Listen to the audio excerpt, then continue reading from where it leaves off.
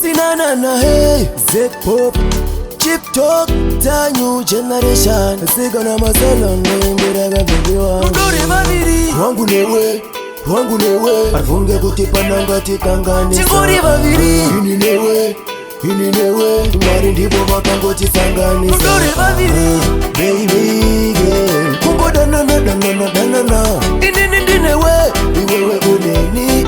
Pachingo pira mazirudo.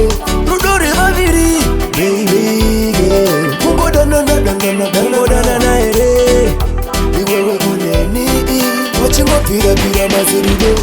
Uri mumwe wangu saka nchikufarira kuti tingogara tiri tu varikodo varipi vauye vakuzvionera tanamira ndakasema tatu vange vakarepo havana zvavangakwanise kutita mumwoyo mangu bebe uri zadzadama patipe eti kunobata Jupita tingori vaviri svikata vakaukama wangu newe arfunge kuti panangati kanganisa ini newe mwari ndipo vakangotisanganisa wangu newe arfunge kuti panangati kanganisa ini newe mwari ndipo vakangotisanganisa kana chingori tu hativhiringidzwe rudo rwedu sengiro dzingarupururutswe ovanotaura manyepore patingemutse tinoziva tochigona hatingazvitatse unditarire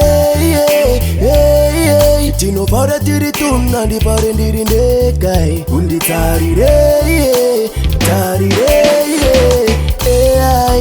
baby girl kumbo danana indinewe iwewe uneni pachingopira mazirudo rudo revaviri baby girl kumbo danana ere iwewe uneni pachingopira mazirudo uri mumwe wangu saka nchikufarira kuti tingogara tiri tu varikodo varipi vauye vakuzvionera tanamira ndakasema tatu vange vakarepo havana zvavangakwanise kutita mumwoyo mangu bebe uri zadzadama patipe eti kunobata Jupita tingori vaviri svikata vakaukama wangu newe arfunge kuti panangati kanganisa ini newe mwari ndipo vakangotisanganisa wangu newe arfunge kuti panangati kanganisa ini newe